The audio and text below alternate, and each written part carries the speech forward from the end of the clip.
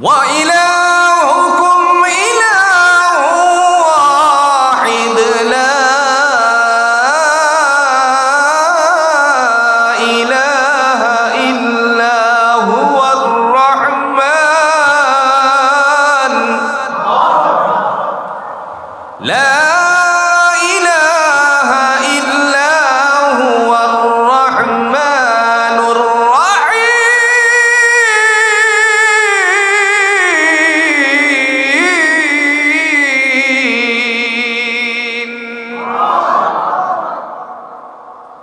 মহান আল্লাহ রাব্বুল আলামিন তিনি বলেন ওয়া ইলাহুকুম ইলাহুন ওয়াহিদ, তোমাদের উপাস্য একমাত্র উপাস্য, লা ইলাহা ইল্লা হুয়া, তিনি ছাড়া আর কোনো উপাসনাকারী নাই।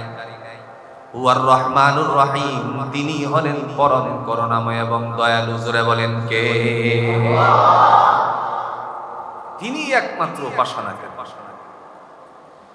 কোরআন যদি আমরা খুলি, যত নবী আম্বিয়া ইকরামগণকে আল্লাহ পৃথিবীতে পাঠিয়েছেন, সমস্ত নবীদের একটাই মাত্র দাওয়াত ছিল, সকল নবীদের দাওয়াত ছিল আল্লাহ এক, তার সাথে কোনো শরীক করা যাবে না।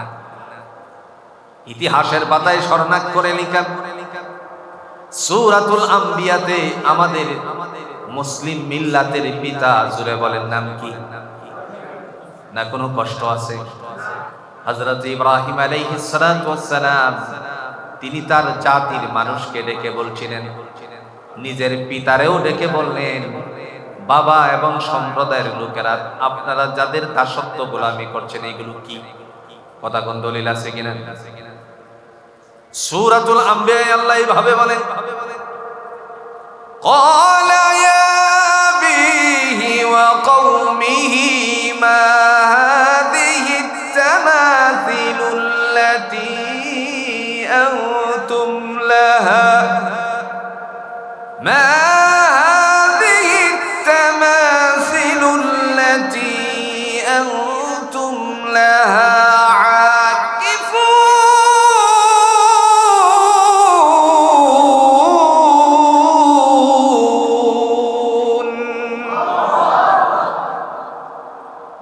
আল্লাহর খলিল ইব্রাহিম আলাইহিস সালাম বললেন, ক্বালা ইয়া আবিহি ওয়া কওমিহি, ও আমার পিতা ও সম্প্রদায়ের লোকেরা, মা হাদিহি তামাসিল, ওই যে দেখা যায় দেব দেবীগুলো, এগুলো কি?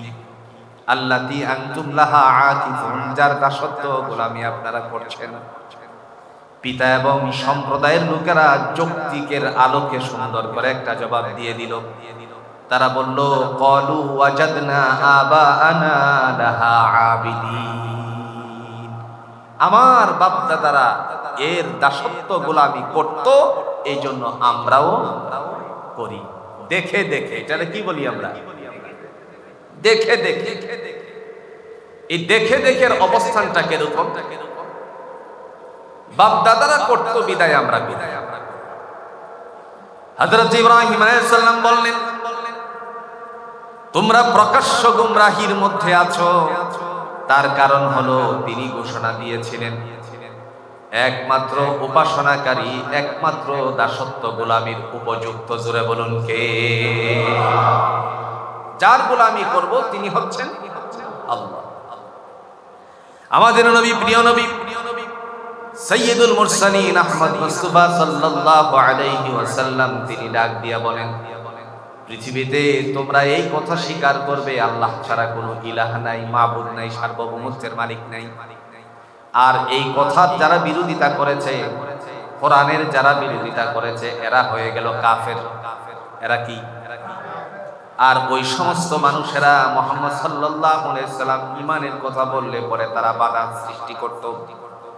কোরআন থেকে আমরা যদি জ্বলন্ত প্রমাণ নেই, আল্লাহ রাব্বুল আলামিন তিনি ডেকে বলেন, আমার হাবিব জাতির সামনে যখন উপস্থাপন করলো, ইয়া আইয়ুহান নাস, হে মানব সম্প্রদায়। রাসূল হাদিসের ভাষায় বলেন, ইয়া আইয়ুহান নাস, হে মানব সম্প্রদায়, কুলু লা ইলাহা ইল্লাল্লাহ তুফলিহুন, তোমরা যদি বলো আল্লাহ ছাড়া কোনো ইলাহ নাই, আল্লাহ ছাড়া কোনো মালিক নাই, সার্বভৌমত্বের মালিক নাই, তিনি তোমাদেরকে কামিয়াবি দান করে দিবেন, সফলতা দানকারী, জোরে বলুন কে? এই সময়টুকুর মধ্যেই বিরোধিতার সৃষ্টি হয়ে গেছে। এই বিরোধিতার কারণে আল্লাহ রাব্বুল আলামিন তিনি ডাক দিয়ে বলেন, তোমাদের মাঝে আমি প্রকাশ করে দিলাম, তোমাদের জন্য আমি আল্লাহর পক্ষ থেকে একটা বিধান দিলাম। পাশাপাশি এই কথা তিনি উপস্থাপন করে বললেন, আমি তোমাদেরকে ব্যবসার উদ্দেশ্য করে দিয়েছি। তার মানে হলো ব্যবসা বাণিজ্যের শিক্ষাটা দিয়েছেন কে? সিস্টেম অনুযায়ী আল্লাহ বলেন, বুলাইকাল্লাযীনা ইশতারাদ-দালালাতা বিল-হুদা ফামা রাবিহাত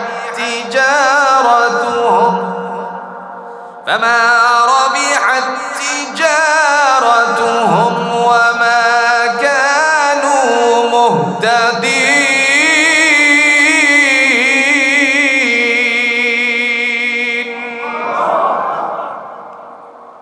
যারা ঈমান আনে নাই, আল্লাহ তাদের ব্যাপারে বলেন তারা হলো ওই সমস্ত মানুষ, আল্লাহ বলতেছেন তারা হলো ওই সমস্ত মানুষ যাদেরকে আমি আল্লাহ তাআলা শিক্ষা দিয়েছি, নাশতারাবুদ দালালাতা বিল হুদা, যারা খরিদ করেছে গুমরাহিকে, হেদায়েতকে বাদ দিয়ে।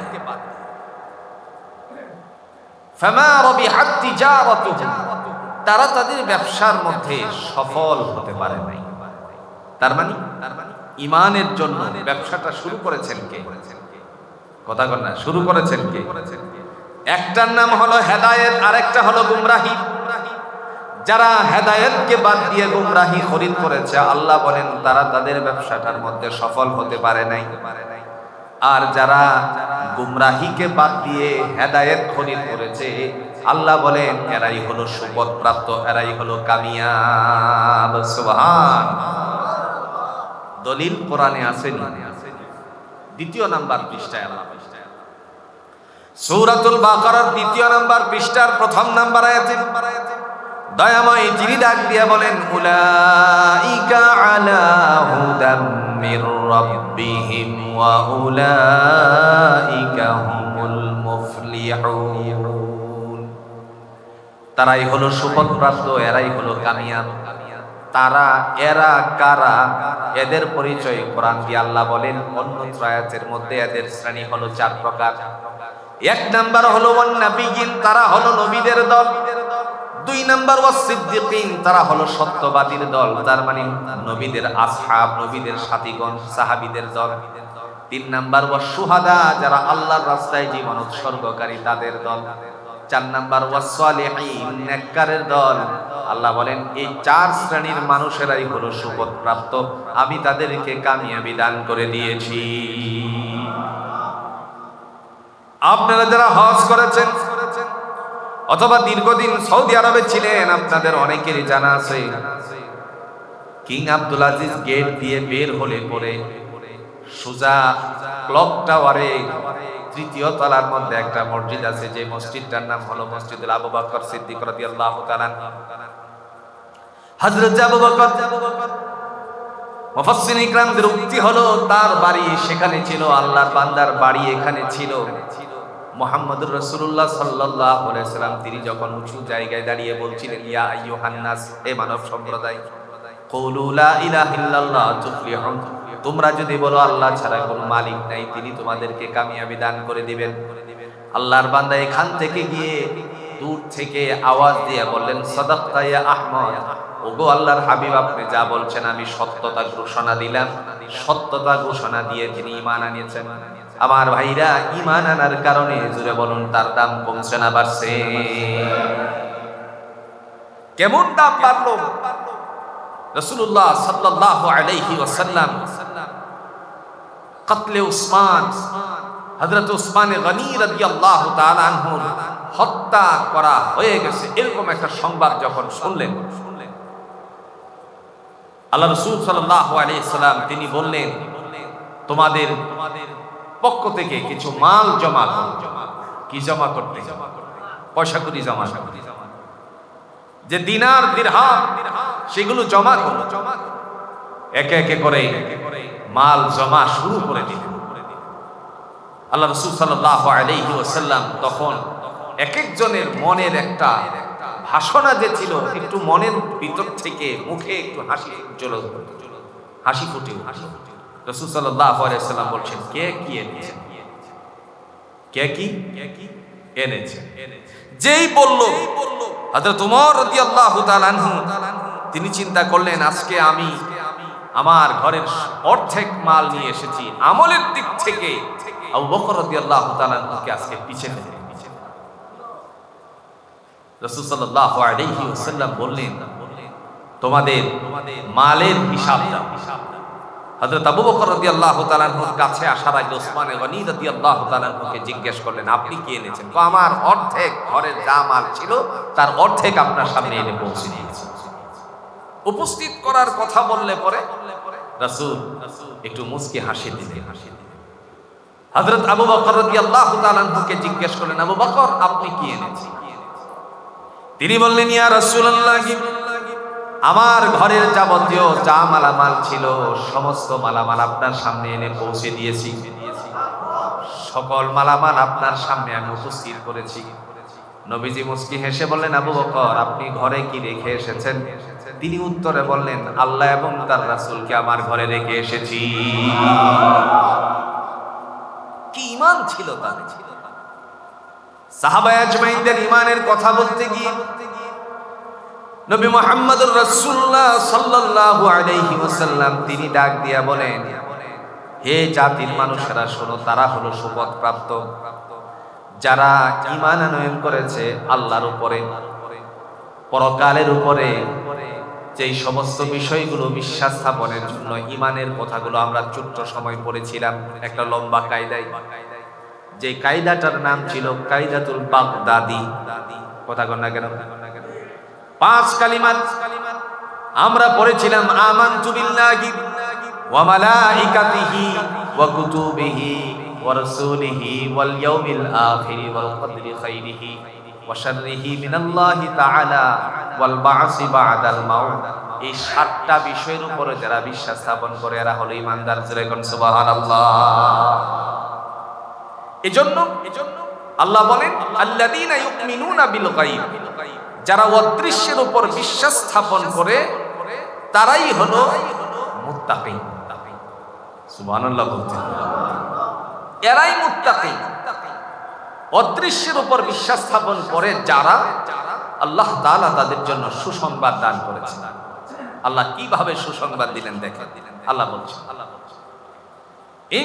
ইন্নাল্লাযীনা ক্বালু রাব্বুনাল্লাহু সুম্মা ইসতাকামু তাতানাজ্জালু আলাইহিমুল মালায়েকা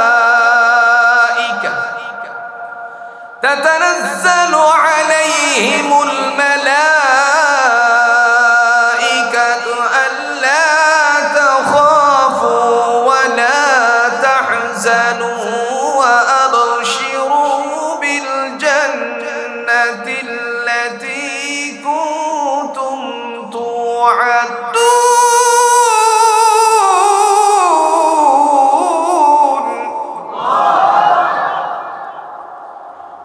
নাহনু আউলিয়াউকুম ফিল হায়াতিদ দুনিয়া ওয়া ফিল আখিরাহ ওয়া লাকুম ফিহা মা তাশতাহি আনফুসুকুম ওয়া লাকুম ফিহা মা তাদউন নুজুলাম মিন গফুরির রাহিম।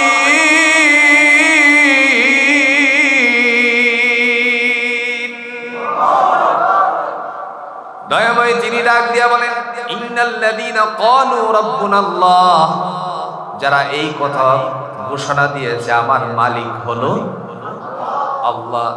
আমাদেরও জোরে বলুন তো মালিক কে? আল্লাহ। ঈমানদারের জন্য সুসংবাদ। শুধু মালিক বললো আল্লাহ এটাই শেষ নয়, সুম্মাস্তাকামু, অতঃপর তারা দৃঢ়তা অবলম্বন করেছে, সুদৃঢ় আছে, মালিক আল্লাহ যত বিপদে আসুক না কেন তার থেকে দূরে সরে যাবে না। কেমন কল্যাণ নিহিত করেছেন, ইতিহাসের পাতায় স্বর্ণাক্ষরে লেখা আছে বদরের ময়দানের কথাও। মাত্র 311 জন প্রথম অবস্থায় আল্লাহ নবীর সামনে উপস্থিত। 311 জন নিয়ে রাসূলুল্লাহ সাল্লাল্লাহু আলাইহি সাল্লাম যুদ্ধ করবেন। এই মনস্থির করার মুহূর্তে একই মায়ের গর্ভজাত 2 জন সন্তান এসে হাজির হয়ে গেল। একজনের নাম মুআজ, একজনের নাম হলো মুহাফিজ। এখন কতজন হলো? 313 জন। হযরত মুআজ আর মুহাফিজ রাদিয়াল্লাহু তাআলা আনহুমা এসে উপস্থিত হয়ে বললেন, ইয়া রাসূলুল্লাহ, শুনেছি আবু জাহেলের বিরুদ্ধে লড়াইয়ের জন্য আপনি প্রস্তুতি গ্রহণ করেছেন। আজকে আমরা 2 ভাই আপনার সাথী হয়ে আবু জাহেলের বিরুদ্ধে লড়াই করতে চাই। কথা বলা মাত্রই রাসূলুল্লাহ সাল্লাল্লাহু আলাইহি সাল্লাম 2 ভাইয়ের দিকে তাকালেন। একজনকে দেখলেন একটু হৃষ্টপুষ্ট, আরেকজনকে দেখলেন জরাজীর্ণ। ছোট ভাই হলো শিকনা। আমাদের ভাষা কি, আপনাদের এলাকায় কি বলে? শিকন মানুষ। নবীজি দেখে বললেন, বড়জনকে বললেন তুমি থেকে যাও, ছোটজন বাড়িতে চলে যাও। আল্লাহর নবী বলা মাত্রই বললেন, ইয়া রাসূলুল্লাহ, আপনি আমাকে কেন বাড়িতে যাওয়ার কথা বললেন, বড় ভাইকে থাকার কথা কেন বললেন? নবীজি বললেন, যুদ্ধ করার জন্য শক্তির প্রয়োজন। আল্লাহ রাসূলকে ডাক দিয়ে বললেন, ইয়া রাসূলুল্লাহ, কেমনে বুঝলেন আমার গায়ে শক্তি কম? যেই মাত্র বললেন আমার গায়ে কেমনে বুঝলেন শক্তি কম? বলেন, তোমারে দেখতেই তো বোঝা যায় তোমার গায়ে শক্তি কম।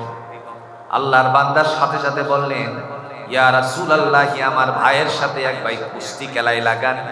যদি আমার ভাইকে পরাস্ত করতে পারি, দিনের নবী আমার সাথে ওয়াদা করুক, বদরের ময়দানে আমারে থাকার অনুমতি দিবেন কিনা। রাসূল মুস্কি হেসে দিয়ে বললেন, ঠিক আছে, তুমি যদি তোমার ভাইকে পরাজিত করতে পারো। আপনাদের অঞ্চলে এই 2 জনে যে লাগে এটারে কি বলেন? হ্যাঁ, হোমালি বা কুস্তি খেলা। তুমি যদি তাকে পরাস্ত করতে পারো তাহলে তোমাকে আমি অনুমতি দেব। আল্লাহর নবী সাহাবীদেরকে নিয়ে অপেক্ষমান, যখন বললেন আক্রমণ করো, বলা মাত্রই ছোট ভাই বড় ভাইকে একটা চোখে ইশারা মারল। সাহাবীরা বুঝলো না। বুখারীর বর্ণনায় আসছে, মাগাজি চ্যাপ্টারে আবু আব্দুল্লাহ মুহাম্মদ ইবনে ইসমাঈল রাহিমাহুল্লাহু তাআলা তিনি বর্ণনা করেন, ছোট ভাই ইশারার দ্বারা বুঝিয়ে দিলেন, ভাইয়া তুমি তো জানো তোমার গায়ে শক্তি বেশি, আমিও জানি। তুমি যদি আজকে আমার উপরে তোমার শক্তি প্রয়োগ করো, দিনের নবী আমাকে বদরের ময়দান থেকে বিদায় করে দিবেন। দয়া করে তোমার শক্তিটারে একটু বিসর্জন করে দিয়ে বুকটার উপরে ওঠার মতন সুযোগ করে দিও, যাতে করে 2 ভাই মিলে আবু জাহেলের বিরুদ্ধে আমরা লড়াই করতে পারি। সাহাবায়ে আজমাইনগণ কেউ বুঝলো না। ইশারা এক কান মেরে দিছে। ইশারায় কথা আছে কিনা? আল্লাহর নবী যখন বললেন আক্রমণ করো, আক্রমণ শুরু করলেন। আক্রমণ শুরু করার পরে হঠাৎ করে দেখা গেল বড় ভাই আর ছোট ভাই ঘাড়াঘাড়ি শুরু করছে একজন আরেকজনকে নিচে ফেলানোর জন্য। ধরা মাত্রই বড় ভাই নিচে পড়ে গেল না। ধরা মাত্র যদি পড়ে যেত তাহলে সাহাবীরা মনে হয় বুঝতে পারতো এরা মনে হয় আগের থেকে কন্টাক্ট করে আসছে। এই জন্য কতক্ষণ ঘাড়াঘাড়ি করলো। একটি পর্যায়ে কথা অনুযায়ী বড় ভাই যখন নিচে পড়ে গেল, আল্লাহর বান্দা বুকটার উপরে উঠেই চিৎকার মেরে বললেন, ইয়া রাসূলুল্লাহ, বলুন তো ছোট হওয়ার কারণে আমি কি বদরের ময়দানে এখন থাকতে পারবো কিনা? নবীজি বললেন, মুআব্বিদ যাও, তোমারেও আমি অনুমতি দিয়ে দিলাম। হযরত মুআজ আর মুআফিজ রাদিয়াল্লাহু তাআলা আনহুমা 2 জন যখন আল্লাহর নবীর পক্ষ থেকে অনুমতি পেয়ে গেল, রাসূল চিন্তা করলেন এই 2 বালককে কাদের সাথে দেওয়া যায়। এই যে আজকে আপনাদের যুব সমাজ রাজগাতি, দাসপাড়া ও বিলবাদেরা যে যুব সমাজগুলো আছে, ইসলামের জন্য অগ্রসর হচ্ছে, আল্লাহ তাদেরকে কবুল করো। যুবকদের ভূমিকা ইসলামে অনেক বেশি, যার বাস্তবতা হলো রাসূলুল্লাহর আদর্শ। নবীজি চিন্তা করলেন কাদেরকে সিলেক্ট করা যায়, কার সাথে দেওয়া যায়। তৎকালীন সময়ে একজন বড় বুজুর্গ সাহাবী ছিলেন, বীর সাহাবী ছিলেন, যার নাম হলো আব্দুর রহমান ইবনে আউফ রাদিয়াল্লাহু তাআলা। নবীজি ডাক দিয়ে বলেন, আব্দুর রহমান ইবনে আউফ আপনি সামনে আসুন। তিনি সামনে গেলেন, তারপরে সাথে সাথে বললেন, এই দুই বালককে আপনি নিয়ে যুদ্ধ করবেন। কিন্তু এমত অবস্থায় তিনি মনে মনে চিন্তা করলেন, ইয়া রাসূলুল্লাহ, কি আপনি এটা কি করলেন? আমি একজন বীর যোদ্ধা, যুদ্ধ করব না, তাদের বিভিন্ন প্রশ্নের জবাব দিব, এরা তো আমাকে বিরক্ত করবে। কিন্তু আল্লাহর নবী বলে ফেলেছেন, না করার কোনো সুযোগ নাই। কোরআন নিষেধ করে দিয়েছেন। সূরাতুন নিসার ৮০ নম্বর আয়াতের মধ্যে আল্লাহ সুবহানাহু ওয়া তাআলা বর্ণনা দিয়েছেন। আল্লাহ বলেন, মাইয়ুতি'র রাসূলা ফাকাদ আতা আল্লাহ, যারা আমার নবীকে মান্য করে তারা আমি আল্লাহরে মানে। যারা নবীকে মানলো তারা আল্লাহকে মানলো। রাসূল ঘোষণা দিয়েছেন আপনি তাদেরকে নিয়ে যুদ্ধ করবেন। এখন নিষেধ করার তো পারবো না, কথা বলার কোনো সুযোগ আছে? নেই। যুদ্ধ শুরু হয়ে গেল। হঠাৎ করে আল্লাহর বান্দারা হযরত আব্দুর রহমান ইবনে আউফ রাদিয়াল্লাহু তাআলা কে প্রশ্ন করে বসলেন, চাচা একটা প্রশ্নের জবাব দিবেন। যেই মাত্র বলল, সাথে সাথে তিনি রাগান্বিত হয়ে গেলেন। কি প্রশ্ন বলো? বললেন, দয়া করে আপনি আমাদেরকে একটু আবু জাহেলকে দেখিয়ে দিবেন কিনা। সুবহানাল্লাহ। তিনি বললেন, আব্দুর রহমান ইবনে আউফ রাদিয়াল্লাহু তাআলা বললেন, আবু জাহেলকে দিয়ে তোমরা কি করবে? সাথে সাথে বলল, মায়ের জবান থেকে শুনেছি আমার নবীরে অনেক কষ্ট দিয়েছে। দুই ভাই মিলে প্রতিজ্ঞাবদ্ধ হয়ে আজকের বদরের ময়দানে এসেছি। জীবন যতক্ষণ পর্যন্ত দেহের সাথে লেগে আছে, জান যতক্ষণ দেহের সাথে লেগে থাকবে, ততক্ষণ পর্যন্ত তার বিরুদ্ধে লড়াই করে যাব। আর এই বদরের ময়দান তার জন্য চির জাহান্নাম করে দিব। কি শক্তি, ইমানের শক্তি! শেষ পর্যন্ত তিনি বললেন, বালকদ্বয়ের কথা শুনে আমার শরীরে দুইজন বীরের শক্তি এসে গেল। তার মানে আমরাও জানি, মেডিকেল সায়েন্স, চিকিৎসা বিজ্ঞানীরা আজকে প্রমাণ করেছে সমস্ত শক্তি সঞ্চালিত হয় সাহস থেকে। একটা উদাহরণ দিলে বুঝে আসবে। আপনারা এখান থেকে বাড়ির দিকে রওনা করেছেন, রাত যদি বাজে তখন 11টা 10টা, ওই সময় আপনারা রওনা দেওয়ার পরে গভীর অবস্থানে রওনা দিচ্ছেন, কেউ নাই, কেবল একা যাচ্ছেন। হঠাৎ করে আপনার চোখের সামনে দুইটা শিয়াল এসে উপস্থিত হয়ে গেল, সিগাল আপনার দিকে আসতেছে। জোরে বলুন তো, একা একা আপনার শক্তিটা থাকবে না, শেষ হয়ে যাবে। কথা কন না কেন? শক্তিটা দুর্বল হয়ে যাবে। আর যদি দুইজনে যান, একা একই নয়, দুইজনে হেঁটে যাচ্ছেন বাড়ির দিকে, 3টা থেকে 5টা শিয়াল আসলে বড় আপনাদের শরীরে কোনো শক্তির কমতি হবে? তার কারণ হলো সাহস আছে বুকে। এই সাহস নিয়ে শক্তি সঞ্চারিত হয়। এটাই হলো মেডিকেল সায়েন্সের থিওরি।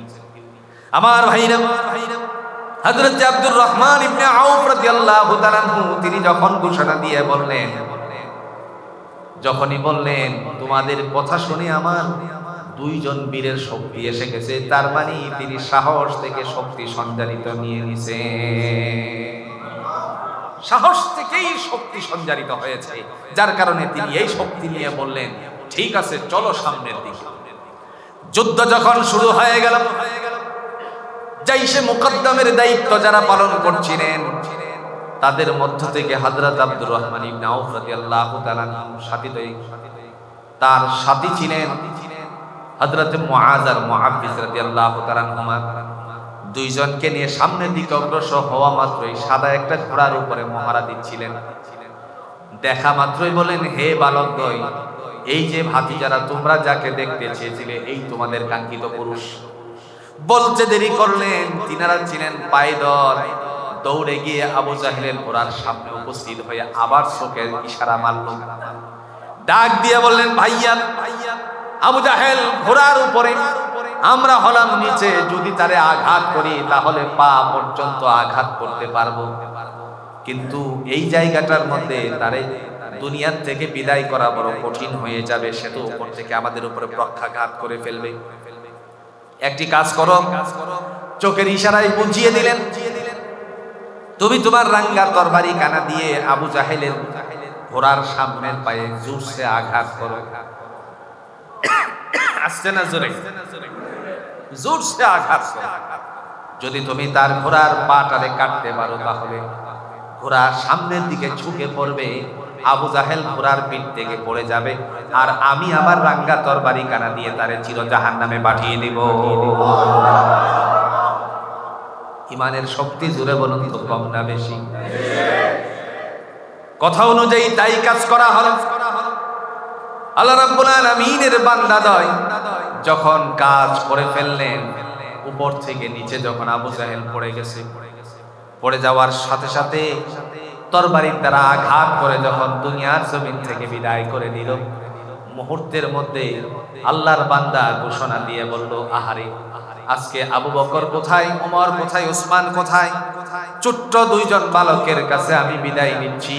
তার মানে ইমানের বলে বলিয়ান হয়ে হযরত মুআয আর মুআব্বিজ রাদিয়াল্লাহু তাআলা আনহুমা দুইজনে তাকে দুনিয়া থেকে বিদায় করে দিয়েছেন। আমার ভাইরা, কুফরি শক্তিগুলো এইভাবে পরাজিত হয়, দুনিয়ার রসুম আগের থেকে আমরা দেখে এসেছি। যারা কণ্ঠে কিনা কোরআনুল হাকিম দ্বারা আজকে আমরা প্রমাণ করব আল্লাহ তাআলা এই কথাটাকে উপস্থাপন করলেন। তিনি ডাক দিয়ে বলেন, ইন্নাল্লাযীনা ক্বালু রাব্বুনাল্লাহ, মনে আছে তো? নিঃসন্দেহে যারা বলে আমার মালিক হলো আল্লাহ, সুম্মাস্তাকামু, শুধু মালিক বলে শেষ করে দেয় নাই, অটুট থাকে, দৃঢ় থাকে, শক্তিশালী হয়ে থাকে, ধাক্কা দিলে নড়াচড়া করে না, দৌড় মারে না ঈমান থেকে, তারা একবারে অটুট থাকে।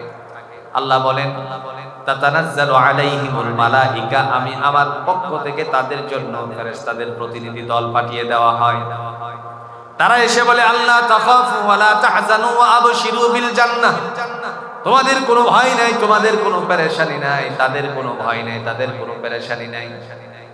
তার কারণ একটাই, ওয়া আবশিরু বিল জান্নাহ, আল্লাহ বলেন শুভ সংবাদ গ্রহণ করো জান্নাতে, বেহেশতের সুসংবাদ জুড়ে বলুন দান করেছেন কে? কাদের জন্য? ঈমানদারদের জন্য। ইন্নাল্লাযীনা ক্বালু রাব্বুনাল্লাহ, যারা বলে আমার মালিক আল্লাহ, তাদের জন্য আমার পক্ষ থেকে জান্নাতের সুসংবাদ দান করে দিয়েছি।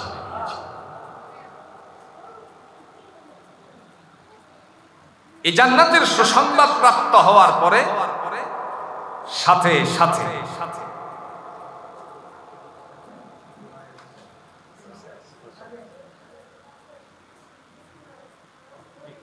সাথে সাথে আল্লাহ সুবহানাহু ওয়া তাআলার পক্ষ থেকে ফয়সালা এসে যায়। তিনি ডাক দিয়ে বলেন,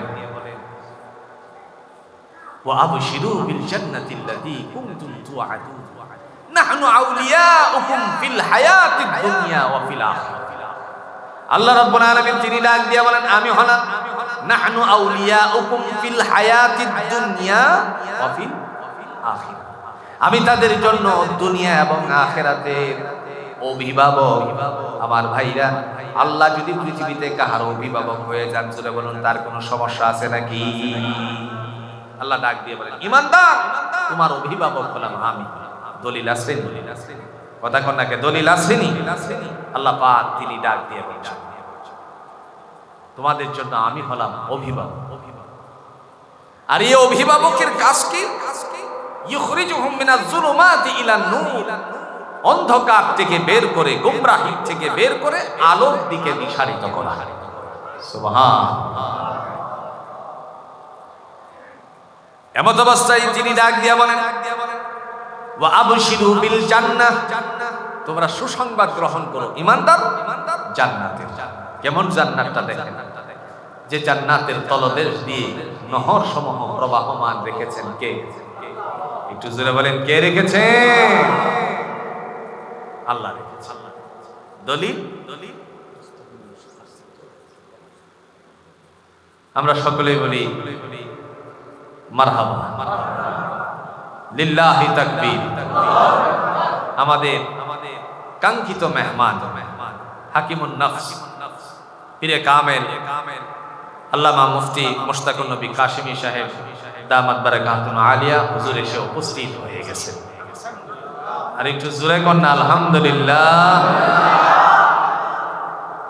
যে কথা বলছিলাম, আল্লাহ বলেন তোমাদের জন্য আমি জান্নাতের সুসংবাদ দান করলাম, যে জান্নাতের তলদেশ দিয়ে নহর সমূহ প্রবাহমান। তবে জান্নাতে ঢুকবা কেমনে? ঢোকারও তো একটা সিস্টেম লাগে। আল্লাহ বলেন তোমাদেরকে হাঁকিয়ে হাঁকিয়ে দলে দলে জান্নাত দান করে দেওয়া হবে। না একজন একজন করে যাবে? কথা কন নাকি? একজন একজন করে যাব আমরা, না দলে দলে যাব? দলিল আসেনি কোরআনে? আল্লাহ সূরাতুজ জুমারে আল্লাহ তাআলা দলিল পেশ করেন। ওয়াসিকাল্লাযীনা ইত্তাকাউ রাব্বাহুম ইলাল জান্নাতি যুমারা হাত্তা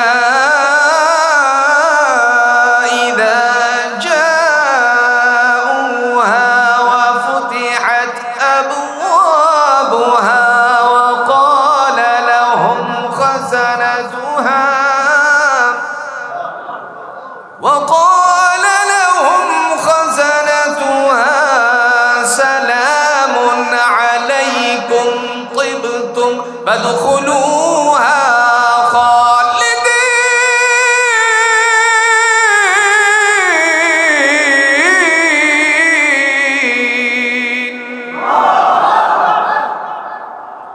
দয়াময় তিনি ডাক দিয়া বলেন ওয়াসিকাল্লাযীনা ইত্তাকাউ রাব্বাহুম ইলাল জান্নাতি যুমারা, যারা আমি আল্লাহকে ভয় করেছ, যারা আল্লাহকে কি করে? ভয় করে, তাদের জন্য আল্লাহর পক্ষ থেকে ঘোষণা হলো ঈমানদার শোনো, ওয়াসিকাল্লাযীনা ইত্তাকাউ রাব্বাহুম ইলাল জান্নাতি যুমারা, আমি আল্লাহর পক্ষ থেকে ভয়কারীদেরকে দলে দলে জান্নাতে দিয়ে দেওয়া হবে। যখন তোমাদেরকে দলে দলে নিয়ে যাওয়া হবে, হাত্তা ইযা জাউহা ওয়া ফুতিহাত আবওয়াবুহা, যখন জান্নাতের দরজার নিকটে উপস্থিত হবে, সাথে সাথে আল্লাহ পাক রব্বুল আলামিনের পক্ষ থেকে তাদের জন্য জান্নাতের দরজাগুলো খুলে দেওয়া হবে।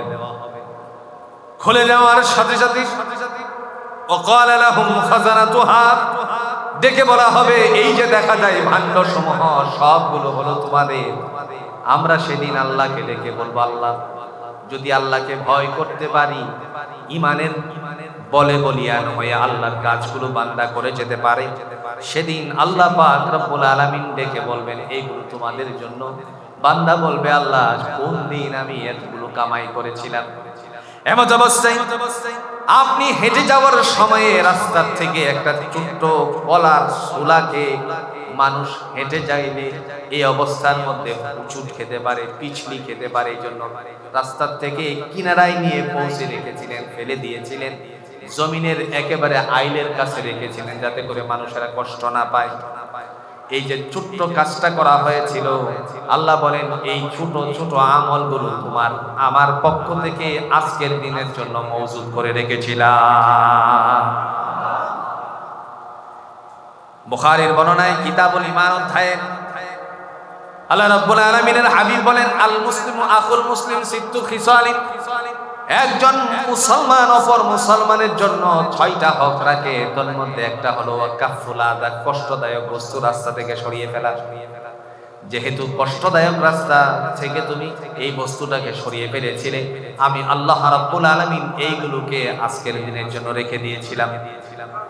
মুহূর্তের মধ্যে ডেকে বলা হবে সালামুন আলাইকুম তিবতুম ফাদখুলুহা খালিদিন, প্রবেশ করো অনন্তকালের জন্য সেই জান্নাতে।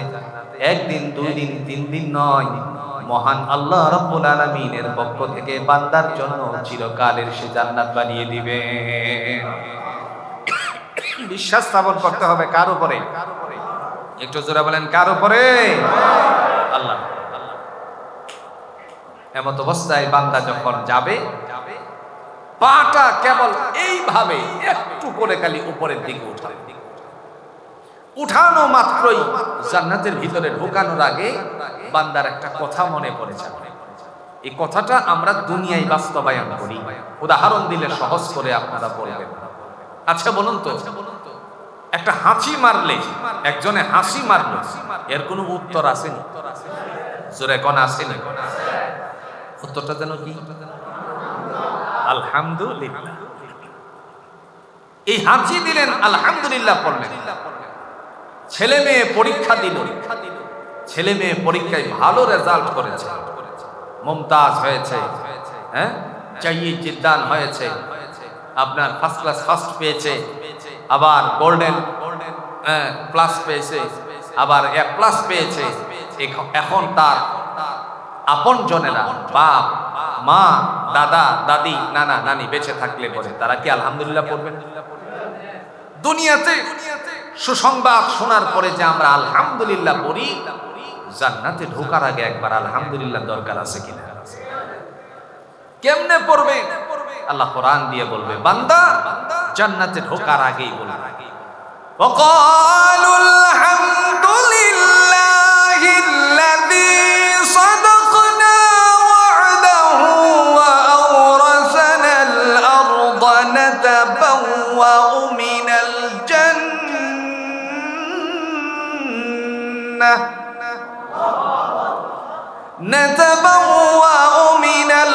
الجنة حيث نشاء فنعم أجر العاملين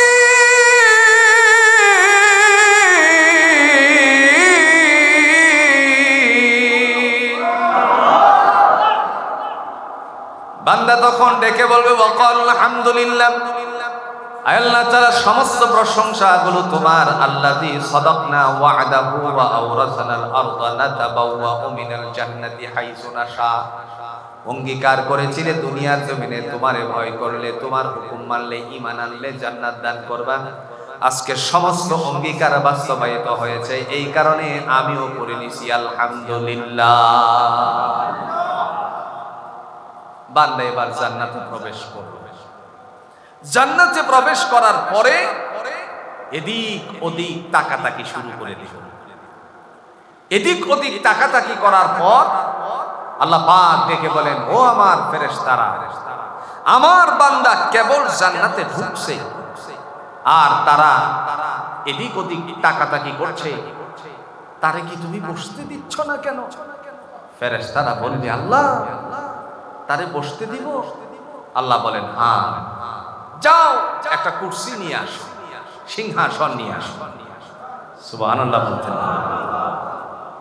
জান্নাতে সিংহাসনটা তৈরি করা আল্লাহ নিজেই প্রস্তুত করে রেখেছেন। এটা কি কোনো কাঠের হবে? আল্লাহ বলেন, কি দিয়ে তোমার জন্য সিংহাসনটা বানিয়েছি? দলিল নাও। আচ্ছা আপনারা বলুন তো, আজকালের স্বর্ণের দাম বাড়ে না কমে? যদিও কমে সামথিং, এই অল্প, কিন্তু বাড়তিটা হয় কি বেশি। আল্লাহ ডেকে বলছেন, তোমার জন্য সিংহাসনটা পৃথিবীর কোনো কাঠ নয়, জান্নাতে কোনো কাঠ দিয়ে আমি বানাই নাই, আমি কি দিয়ে বানিয়েছি? আলা সুরুরিম মাওদুনাতিন মুত্তাকিনা আলাইহা মুতাকাবিলিন ইয়াতুফু আলাইহিম বিলদানুম মুখাল্লাদুন।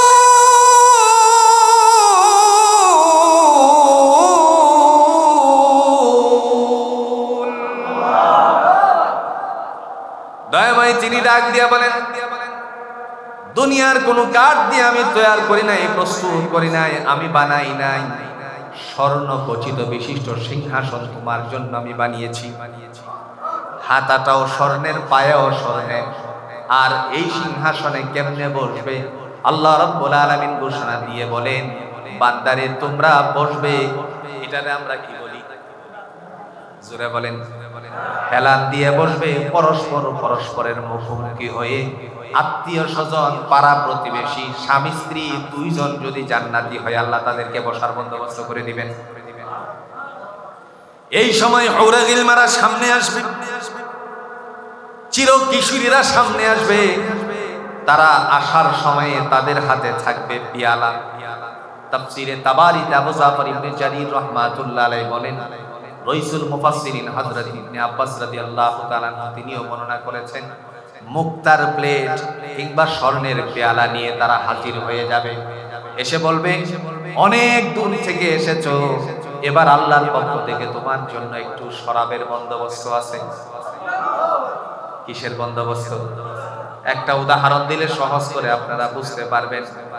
দুনিয়ার জমিনের কোন বাড়িতে যদি বরযাত্রী যায়, আগে তারে বসতে দেয়, এরপরে পানীয় কিছু দেয় কি দেয় না? কথা কন না, কে দেয় কি দেয় না? কি দেয়?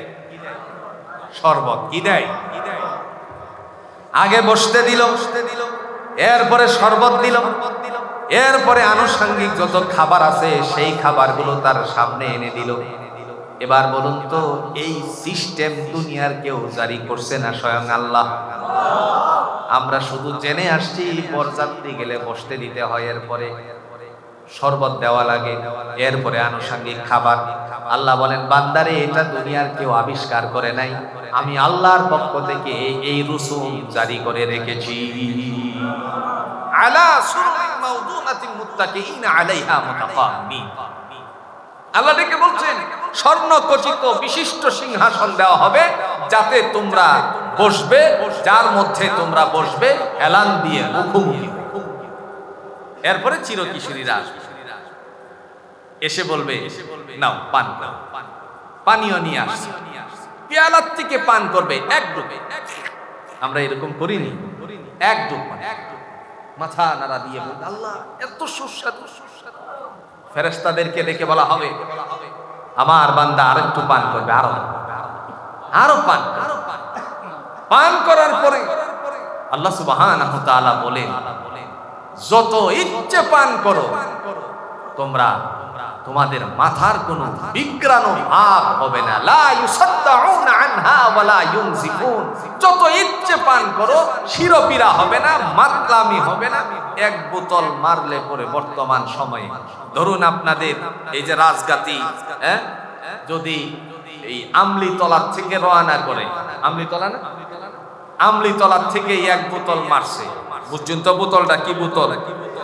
এক বোতল মারার পর রাস্তা দিয়ে যখন আসে, আসার সময়ে কি হয়, এমন সময় রাস্তার মধ্যে একবার এদিকে যায় আর একবার ওদিকে যায়, এরকম হয় কি হয় না? দুনিয়ার এক বোতলেই কারবার সারা।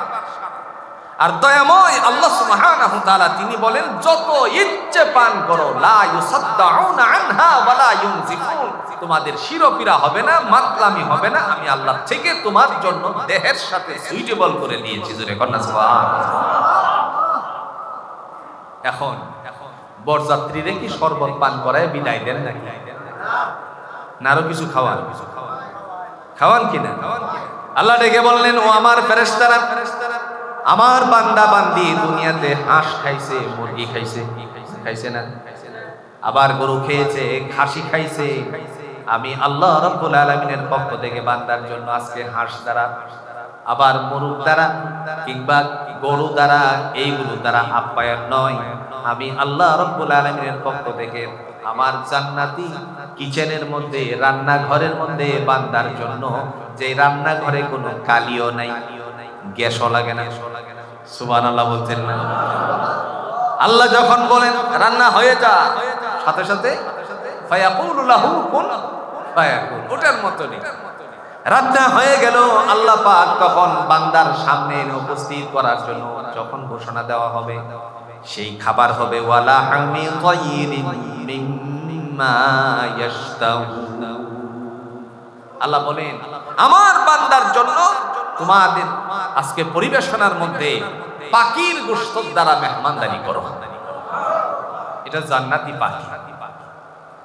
যেই পাখির মেহমানদারি শুরু হয়ে গেল, খাবারের আইটেম খেয়ে বান্দা পরিতৃপ্ত। এই আল্লাহর কাছে ডেকে বলবে, আল্লাহ বিআই সাহেবের বাড়িতে গেছিলাম, বিআই সাহেব তো খাবারের পরে আমাদেরকে ফল টল খাওয়াইছিল, তোমার কাছে কি ফল টল নাই নাকি? সুবহানাল্লাহ বলছেন না? আল্লাহ কই নাই মানে নাই, কোনো কথা আমার কাছে নয়। সাথে সাথে আল্লাহ বলেন, কুল্লামা রুজিকু মিনহা মিন সামারাতির রিজক, ওই যে দেখা যায় ফল ফ্রুট গুলো, আয়াতটা হলো ওয়াবাশশিরিল লাযীনা আমানু ওয়া আমিলুস সালিহাতি আন্না লাহুম জান্নাতিন তাজরি মিন তাহতিহাল আনহার কুল্লামা রুযিকু মিনহা মিন সামারাতির রিজক। যেহেতু ফলের কথাটা বলছি সেই জন্য ফলের অংশটা আপনাদেরকে তুলে ধরছি। আল্লাহ বলেন যে এই যে দেখা যায় ফলগুলো, এগুলো সব তোমার, যত ইচ্ছা তুমি পান করো, খাও খাও, পানিও খাইছো, পাখির গোশত খাইছো, এখন ফল এগুলো তোমার, খাও।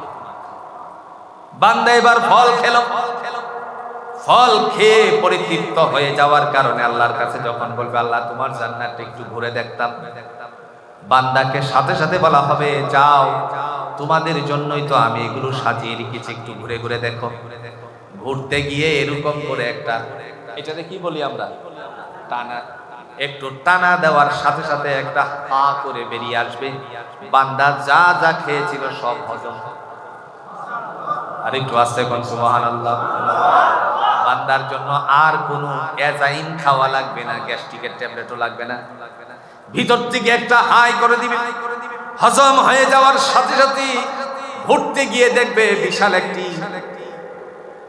লিল্লাহি তাকবীর, লিল্লাহি তাকবীর, নারে তাকবীর। আল্লামা মুফতাহুল নবী কাসিম সাহেব হুজুরের আগমন।